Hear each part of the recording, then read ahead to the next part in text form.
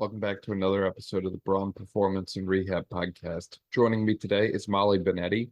Molly and I are going to be discussing her philosophies and approach to strength and conditioning and how she's achieved the level of success that she has. Molly and I had a great discussion in this episode today, and we really covered the importance of actually having deep conversations, meaningful conversations with your athletes, getting to know your athletes, what they like, what they don't like, treating them as a person and humanizing the strength and conditioning approach, and so much more. Really great conversation with Molly, and I really appreciate her time.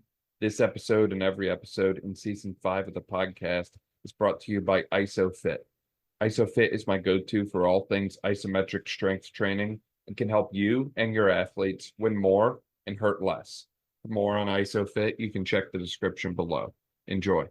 Molly, welcome to the podcast. I'm super excited to work with you. Thank you so much for being here. I really appreciate your time. Dan, thank you for having me on. I'm excited to be here too. For people who might not be familiar with you or all the incredible work that you've done at USC, would you mind filling them in a little bit about who you are and all the great things that you do? Yeah, I guess, career-wise, I've spent all of my time in the Division I, NCAA space.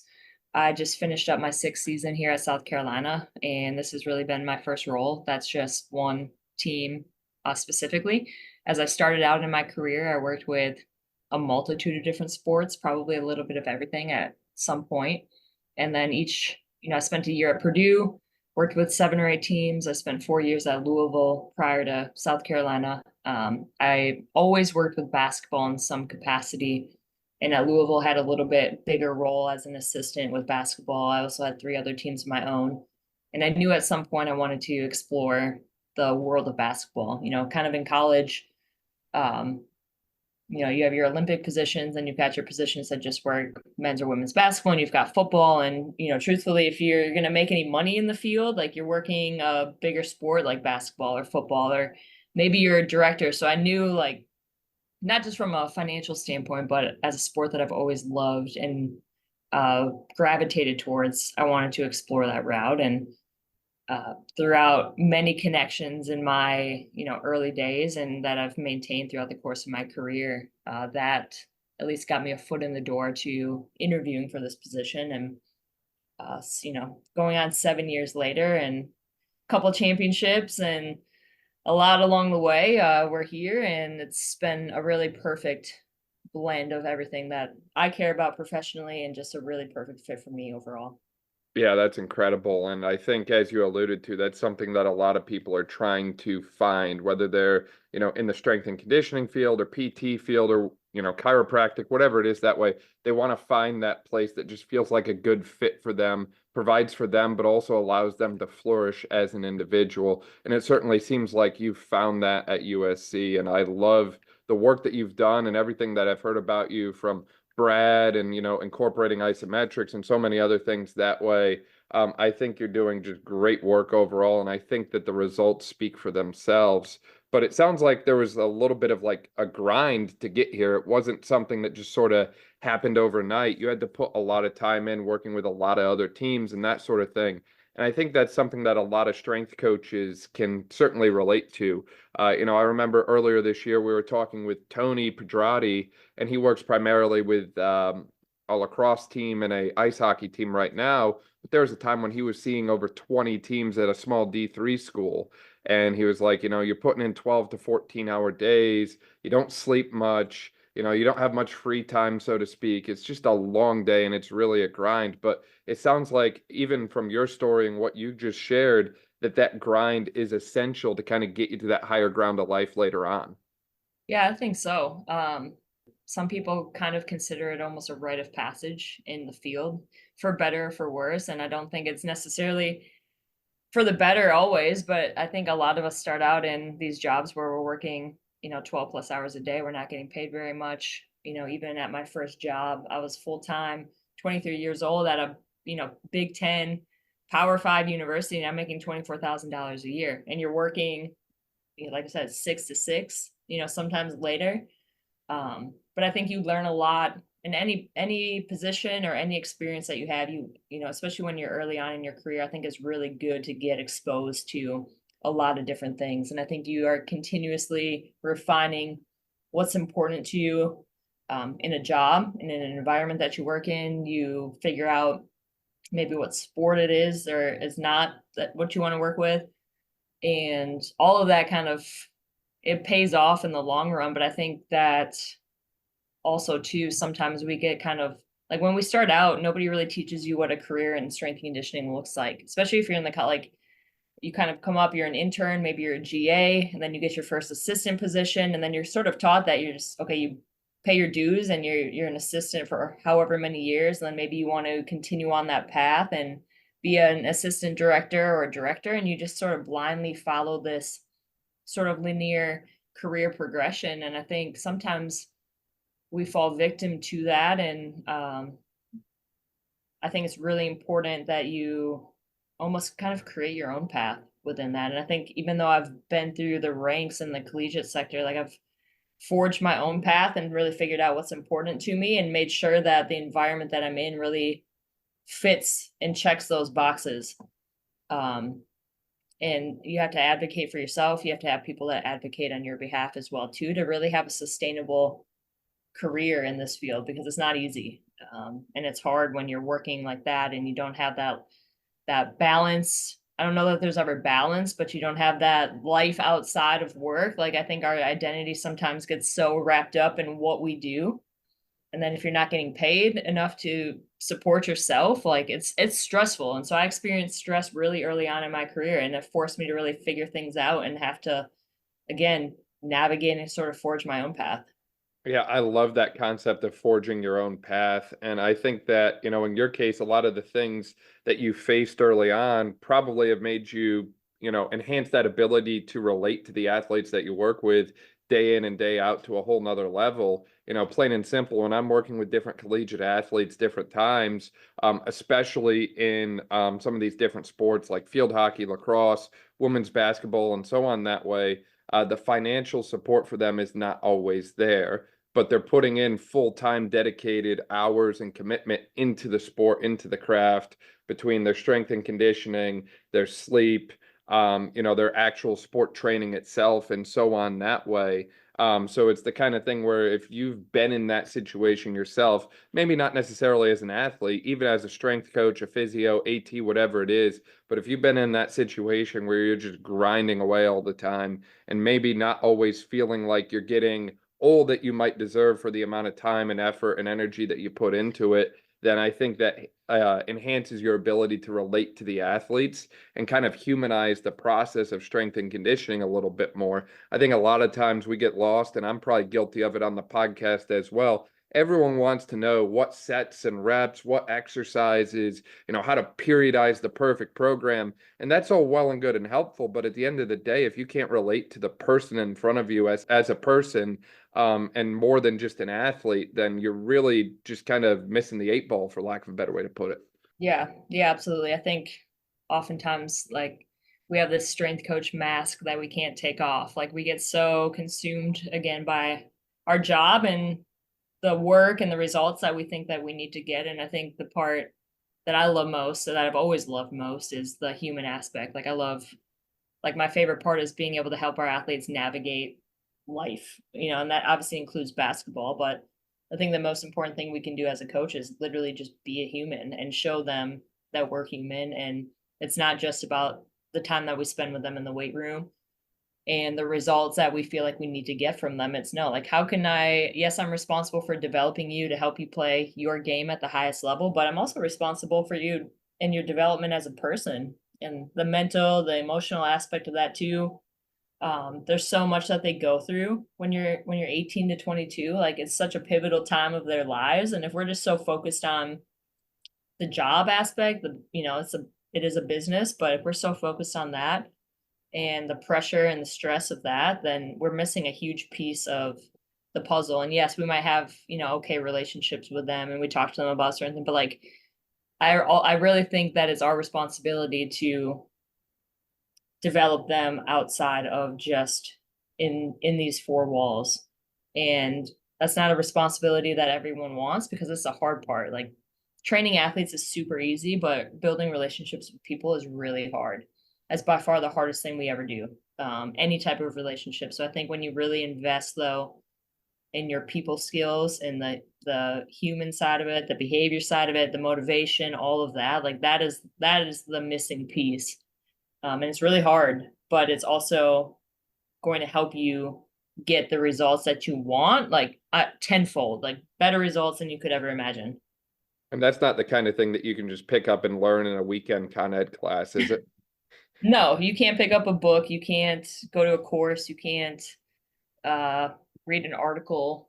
And I think there was a time when I got to South Carolina where it was like I came to this crossroads, for lack of a better word, where like figuring out how to write a better program or use a piece of technology or something like that wasn't going to help us get better results. Like it's not hard to make somebody stronger or faster or more fit or any of that, but when you can tap into the human side of things and like really like figure out what drives people and like get the most out of them, all of those other things again improve drastically. So like what was going to help our team and our players and me do my job better was I needed to like really dive into the people in front of me and learning things about psychology and human behavior and all of those. So instead of like going to another course or picking up another article or something like that, it was like, no, let's do the dirty work of how can I be a better communicator? How can I be a better leader? How can I get the most out of these people in front of me so that they can reach this place that they're trying to go? Yeah. Yeah, no, I think that's essential. And that builds trust and rapport between you and the athletes that you get to serve day in and day out. And I feel like the more that they trust you as a person, the more likely they are to stick with, the programming and all the other factors that you kind of outlay for them. Recently we did a podcast where we kind of worked with three different individuals, strength coaches in the lacrosse space. And one of the big issues that they all talked about facing is, in season, they have kids doing their practice, doing their team lifts, and then they're going out extra on their own and doing all these other lifts and other extra work because they feel like it's not enough. And I think that if you can effectively go on establishing that rapport with the athletes that you serve and go about, building that trust, then that will hopefully become less of an issue because they know, hey, look, coach has got me. They're going to give me enough. I can trust that this plan is going to work. I don't have to take matters into my own hands. And not to mention, sometimes life happens for these athletes. And, sure, it'll probably show up on your objective data, right? Like, if you test, I don't know, vertical jump height every session and someone's jump height is down 2 inches, yeah, that's probably going to come up as a red flag and you're probably going to ask someone about it. Or you could just skip the testing entirely and just have a conversation with people every day and actually pick up on those things through a conversation instead of the super high-tech fancy setup that, might not always be necessary to get the outcomes that you're looking for. Right. Yeah, I couldn't agree more. I mean, most people that know me know I sit more on the side of the spectrum of like, we really don't use much technology at all. But, I think I think the best compliment that I can receive from people that come in and just either come to the weight room or just watch our team, whether it's like the best compliment is that they comment on the rapport that I have with our players. They comment on the culture. Like Brad just came in and, the first thing he said was, I love the culture. And it's just something that you can feel and that you can see and I think that we do honestly better than anyone. And that starts from the top with our head coach is that everything's super transparent and we're real and there's genuine relationships. It's not transactional. It's very individualized, but it's super collective and it's a super collaborative environment. And I think, like you said, when you have that, all of it, like I can tell exactly what one of our players, what kind of day they're having by just looking at them. Like I can pick up on their body language. I don't even need to have a conversation, but that's a conversation starter. And so we make decisions together. It's a partnership. And I think when you have that and truly their best interest in mind, as opposed to like, no, like this is the way that we're doing things and like this is what you're doing every day and everyone's doing this. No, it's hey, let's figure this out together.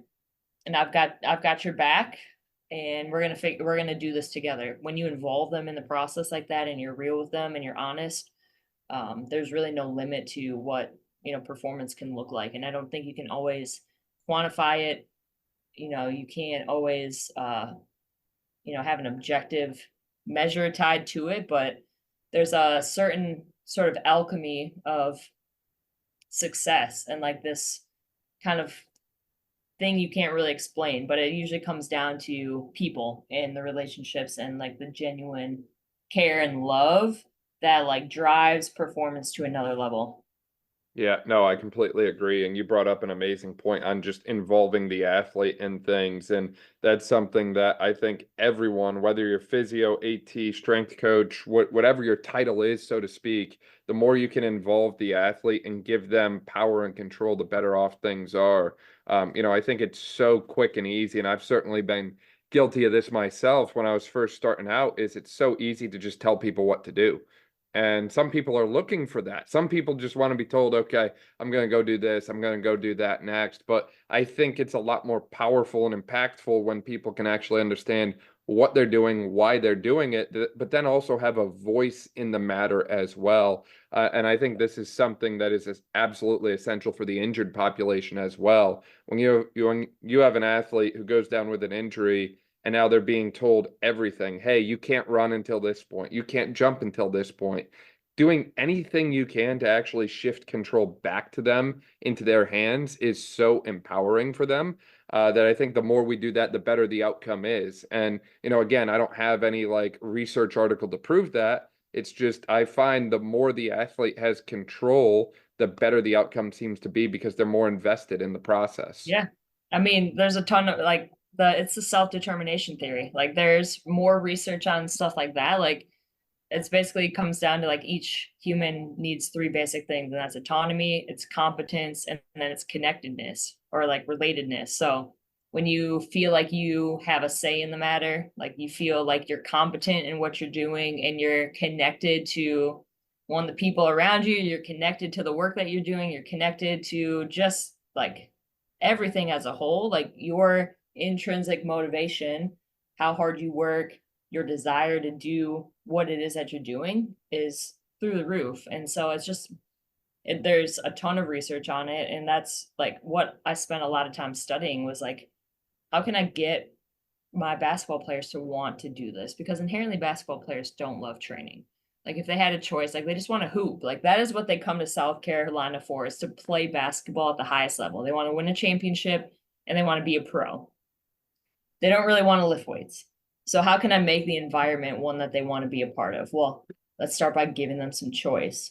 What helps them? What do they feel like helps them? What do they hate? If they hate a certain exercise, why am I going to make them do it? Just because I think it's a superior force generating exercise? Like, no, like it makes sense. It doesn't make any sense. So even just small changes here and there make a huge difference in an athlete's engagement. And like you said, like especially on the rehab side of things too, right? When everything feels so out of their control and there's such a mental and emotional aspect of it too. Like how can you put some of that power and some of that control back into their lives by involving them in the process? And like there's so many ways that you can go about doing that, but a small change like that has been such a difference maker in just my approach to coaching in general, as opposed to this sort of dictatorship, this is what we're doing. And like, yes, some people do want that. So it's meeting each player where they're at. Okay, like, hey, if you give them a choice and like, hey, Molly, like, I really don't, I just want you to tell me what to do. Okay, cool. Like, it's also a bigger cognitive load. Like, giving someone choice and like putting them on that is a higher cognitive load. And some athletes don't want that, or they can't handle it at that time. So there's certainly a spectrum, but it's a game changer for sure. And again, you're not going to get to appreciate that spectrum unless you take the time to get to know your athletes. So if you Right. don't know them and you just coach everyone the same, then you're probably not going to get, the best outcomes in response because you're treating everyone the same when in reality, each one's a unique individual. Yeah. And that concept is so difficult, I find, for some coaches and PTs and so on that way, is sometimes we get going and it's, we have a new athlete come in and it's just difficult for us to connect with them. Or maybe their past training history is very different than the rest of the team. Maybe they haven't trained in the same capacity or same format, or maybe they've trained way more than the rest of the team and they're actually more developed than some of the other athletes. And I see it all the time from a rehab standpoint is I certainly have an easier time rehabbing ACLs and other lower extremity injuries in athletes who have a big, broad training history in the past, as opposed to someone who's, never touched a barbell before. How do you go about approaching that process when you have new athletes coming in and, it's a different kind of connection, or, it's just a new kind of experience for them? How do you go about kind of bringing them into that team environment, collaborative environment, and that whole concept of, hey, we're all in this together. This is our common goal, and we're going to work together to make sure that we all achieve that. Yeah. It starts in the recruiting process. I'm a big piece of their recruiting visit when they're here. And then obviously when they commit to us, that relationship has already started in some capacity. And so, once they sign, I can be in communication with them. Like I know them, I know their parents, and, sometimes I know the people that they're training with. Sometimes, we get kids that don't train, and that's okay too, because like you said, I'm going to meet every kid where they're at when they get here. And what starts is when they get here, we're just going to sit down and have a conversation. Like I'll just bring them into my office and I just want to ask them questions and just listen. And I think that's sometimes an overlooked piece of the puzzle is like, we can do a better job of asking better questions. And then I think we can do a much better job of just like listening and being around the athlete and just learning that way. And so it is sometimes as simple as, if I don't have much training information at that point, like asking them what their experience has been, what's their experience or what is their perception of the weight room? How do they feel like it can help them? Is there anything in particular they've done that they feel like helps them? Is there anything they've done that they really don't like or they want to avoid, or they just don't feel like it helps them or it hurts them or something like that? Favorite exercises, least favorite things to do, just like as many questions as possible about their training history. And then I will take them through a few baseline assessments. I'll jump them on our force plates. I'll take them just through some basic movement patterns. And, typically I separate our freshmen and incoming players from the rest of the group at first. And we train in small groups anyways. And I just sort of have my basic progressions, but my goal is always, I want to expose them to as many movements and variations and just variability of different locomotive patterns early on. And I just watch. I think that's the best movement screen, but it is very much from day one, you're going to be involved in the process. And finding like little pockets and ways to incorporate the things that they've told me they like and making the small adjustments maybe towards the things that they don't like. Okay, so maybe we're doing that exercise today. Well, instead of them doing that, they're going to do a different variation. And like something small like that can go a long way in terms of their buy-in and their trust of you, because like, oh hey, you listened to me, and like I appreciate that. So everyone comes in a little bit different. We don't always, I think I said this at the sportsman conference, like everyone thinks that my job is really easy because we get really good basketball players, and truthfully like 80% of the players that we get are really high skilled, but they're very average movers, like very average athleticism in terms of how high they can jump, how fast they run, how well they move. We get maybe 10% that are really highly skilled and like really high athleticism.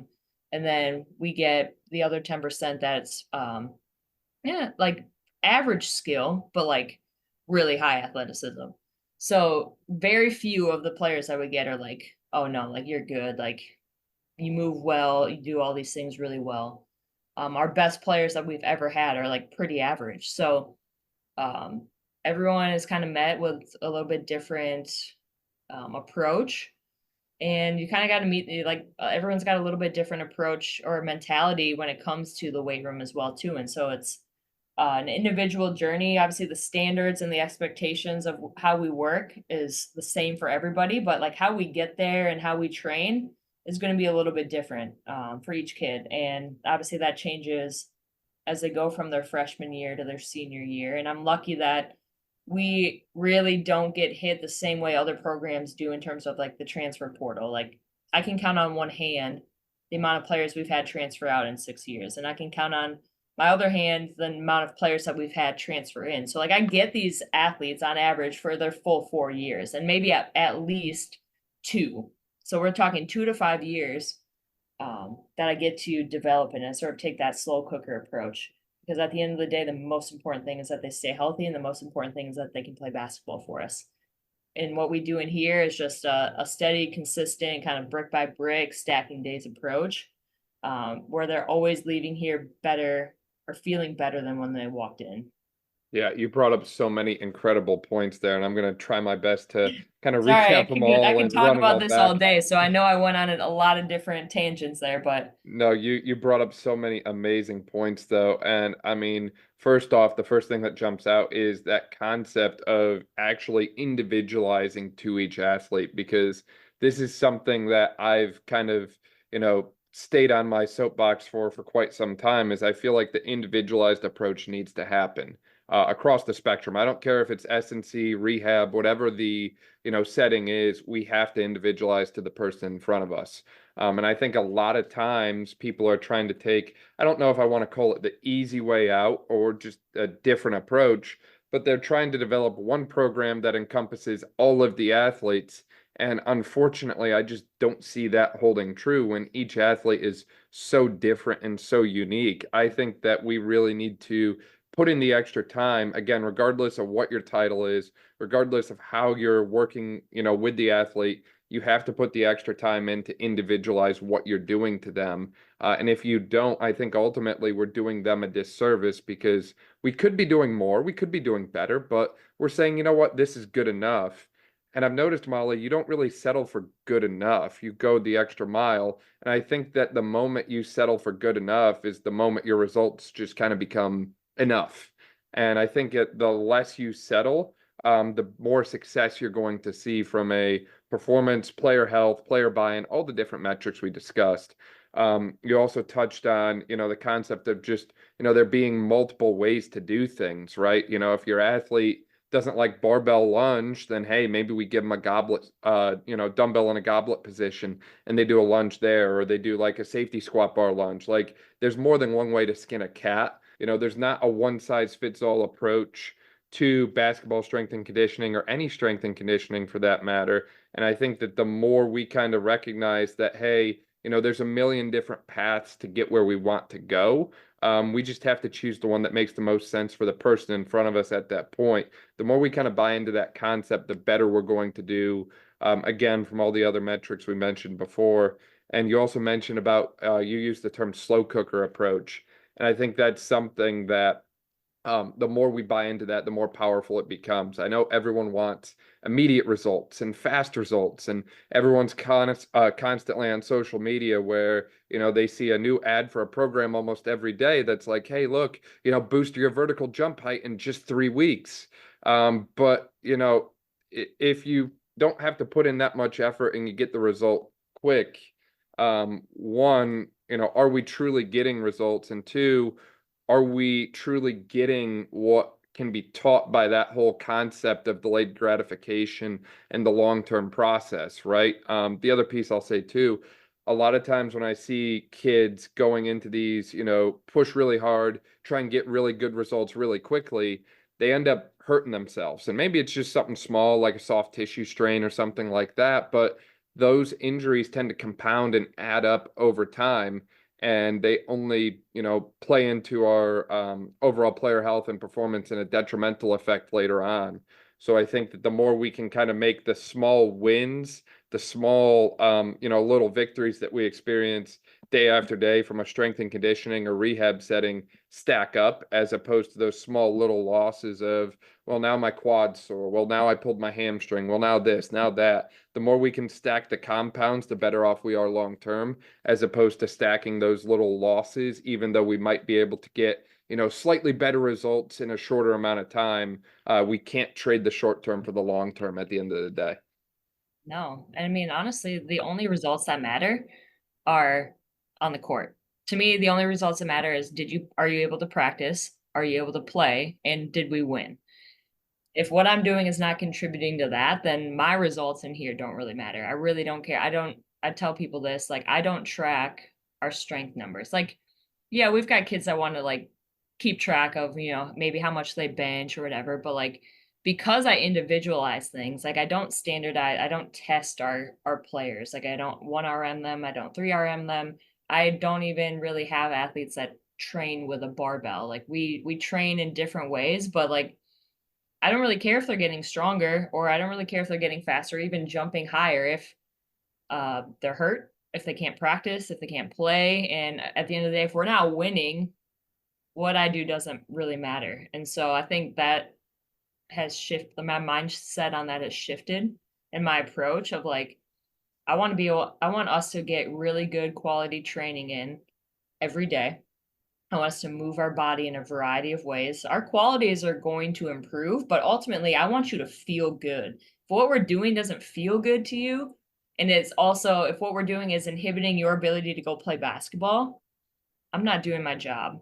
That's how I view it. I don't care if you're getting bigger, stronger, faster. Like that's to me not good enough anymore. Kind of like we talked about, like it's not good enough. So that's, I think, when my focus shifted to that. Like you look at the results over the past 6 years, we've had only 54 games missed out of almost 2,800 opportunities. And 36 of those were from a freshman that tore ACL the second game of the season. Like she was a hot mess coming in. We haven't had significant season ending injuries. We haven't had players that miss practices or miss games for whatever reason. And it's a combination and a collaboration between me and our athletic trainer, and most importantly our head coach. Like you have to have a head coach that gets it, where we train hard and we practice hard, but we don't do, it's never to pass the point of doing too much. So I think when you can stack days where you're training hard, you're feeling good, like you're moving well, like you're available, and the best teams have their best players available. You hear that all the time. The best ability is availability.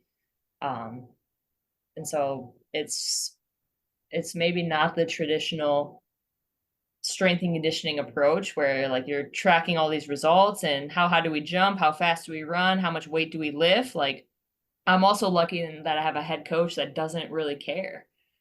Obviously she likes to see improvement, but at the end of the day, she doesn't care if your vertical jump increases 6 inches if you still can't execute what she needs you to execute on the court. Like if you can't play defense, if you can't remember our offenses, if you can't play at the level that she wants you to play at, she doesn't care what they do with me in here. So all of that has just changed how I view my role. And we have a phrase in our program, keep the main thing the main thing. Like that's the main thing is basketball. Yeah. All roads must lead to Rome, and Rome is winning basketball games.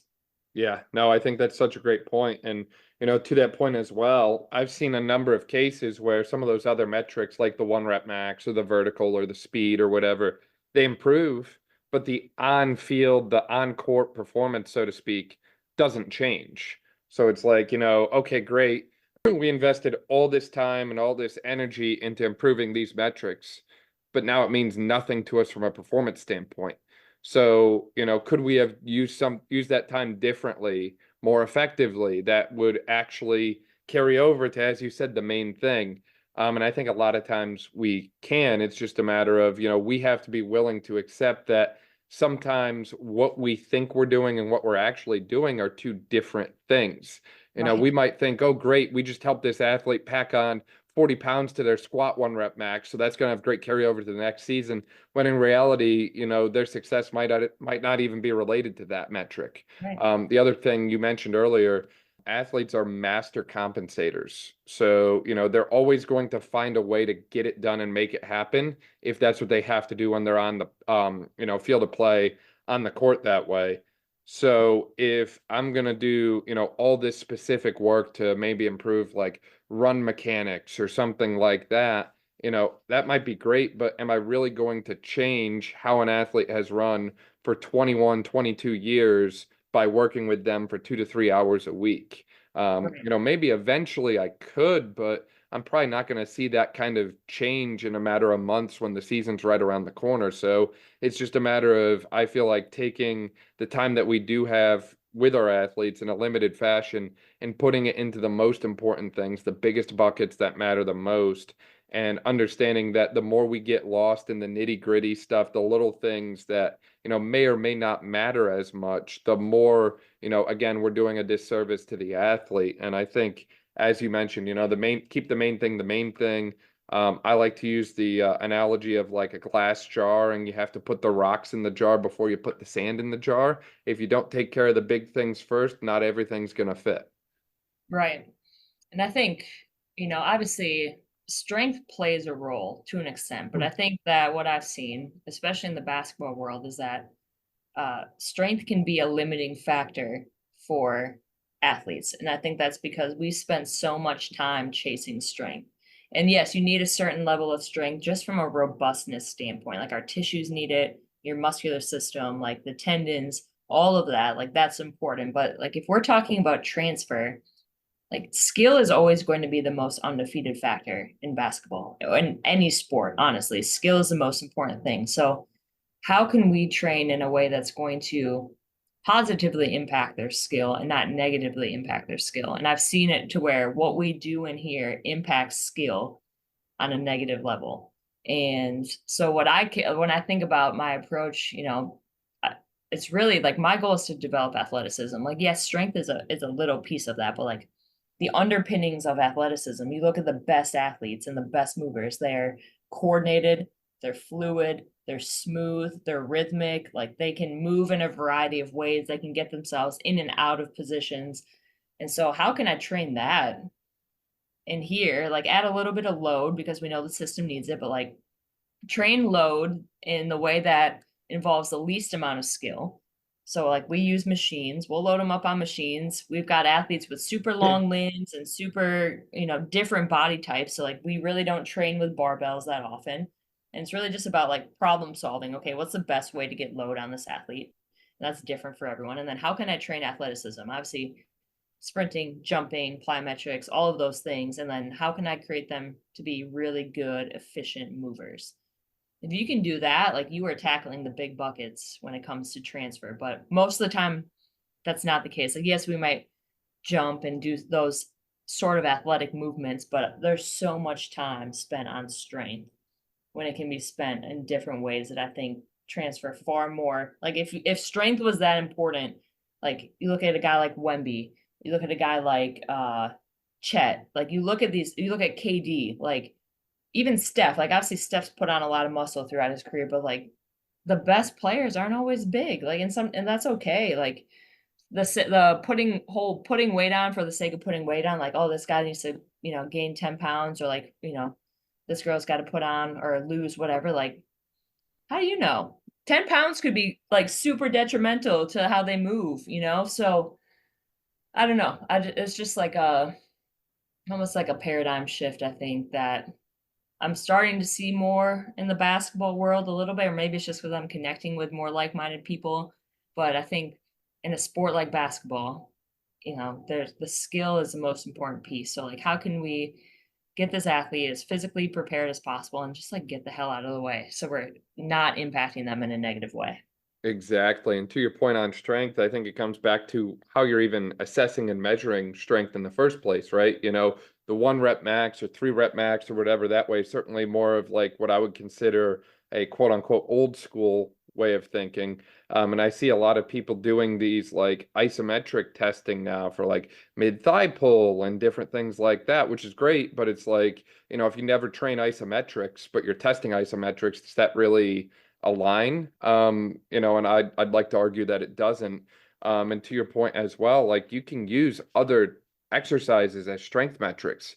For my ACL return to play and return to performance, I've stuck with single leg squat to an 18-inch box with a dumbbell at 50% body weight for multiple years now. And I like that one a lot, but I'm actually playing around with a Hatfield single leg box squat variation at body weight. And, some people might say like, oh my goodness, like, can an athlete really squat their body weight on one leg?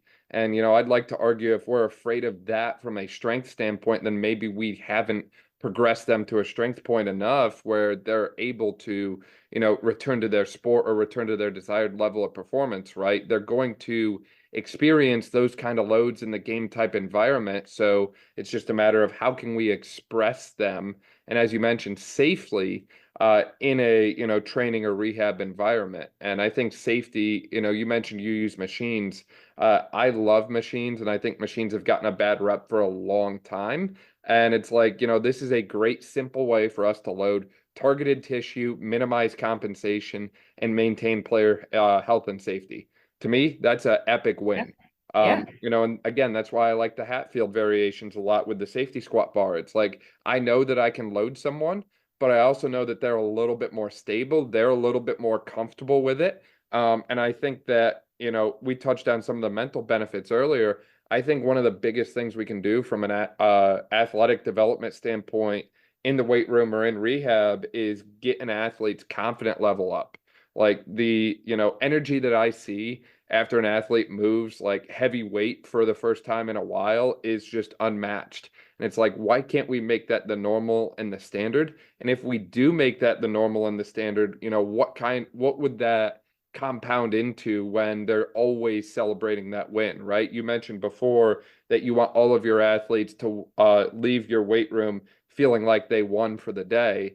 And it's like, that kind of energy as it compounds more and more turns into something that, I think the benefits and effects carry over well beyond the sport that they're currently playing. And it's something that's going to set them up for success and positivity for the remainder of their life, really.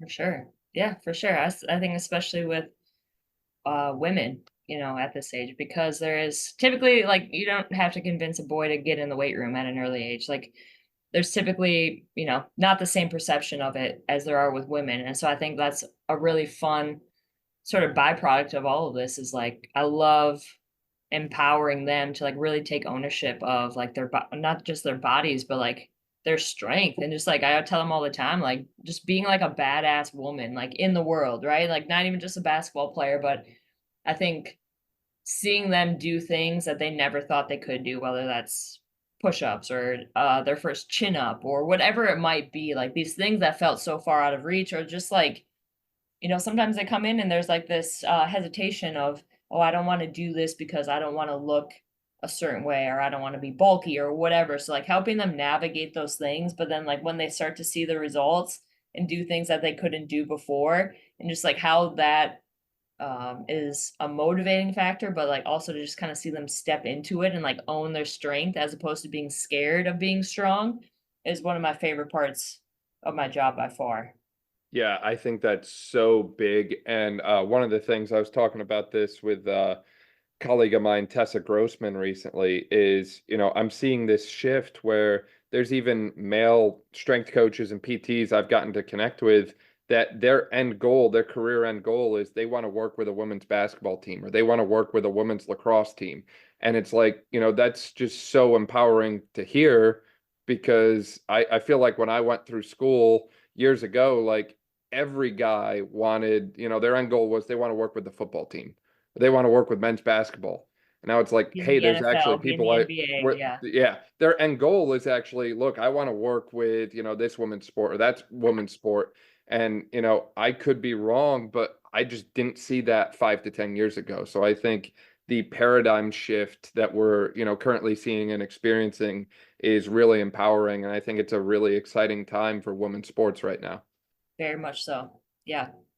Molly, I feel like we've covered a lot of ground, covering a lot of different topics today, kind of surrounding your coaching philosophy and so many other little things that kind of go into the success that you've been able to achieve. Is there anything that we've missed or not covered that that you wanted to bring up today? Like you said, I feel like there's a lot of layers to everything that we've talked about. I feel like this is something that I could talk about for hours. But no, I think we've covered a lot. I think I wouldn't say that our field is changing, right? Like there's so much that has stayed the same, but I think it's really promising to see. And I've connected with people recently where like people are starting to really change sort of the approach to how we're training people, and just like going back to the keeping the main thing, like at for the longest time in our profession, it was just, okay, let's just get them bigger, faster, stronger, let them play their sport, and let's hope the two mesh together to improve their performance in whatever sport it is, right? And I think that we're learning like it's not good enough anymore because we're seeing the injury rates on the rise, or we're, so many of the injuries are being publicized more. So like it's not always the case. And so I think that we're finally seeing people that are like, okay, like there's more to it than that. And what are we missing? And I think talking with people like you and meeting with people like Brad that are really like just trying to again focus on what's actually important and like what is the best way to do our jobs, the most effective way with the least amount of risk and the most amount of transfer. So I don't know, these types of conversations like give me like put things back in perspective, because I think that our field has been slow to sort of evolve in that way.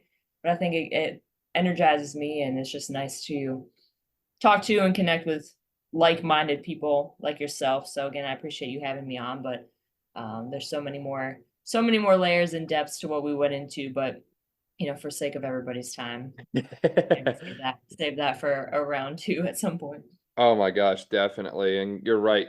We can really go on about this for hours and hours. And I'm sure somebody listening is going to have questions, or maybe they even want to find out more about any kind of resources that you offer. I know you do a lot in the online space. I know you have your whole Body by Binetti brand and so on that way. So for people who want to find out more about you, where can they find you at? Say Instagram is probably the source where I'm most active. So Instagram, my handle is mbinetti22. That's my most used social media source and probably where I'm most likely to respond. I'm not great with emails, I can admit that. But yeah, that would be my suggestion and the best way to get a hold of me. Yeah, no, that's awesome. We'll link to that in the description below. That way, if you didn't quite catch it, you can just click there. Molly, this was amazing. I really appreciate your time. Thank you so much for everything.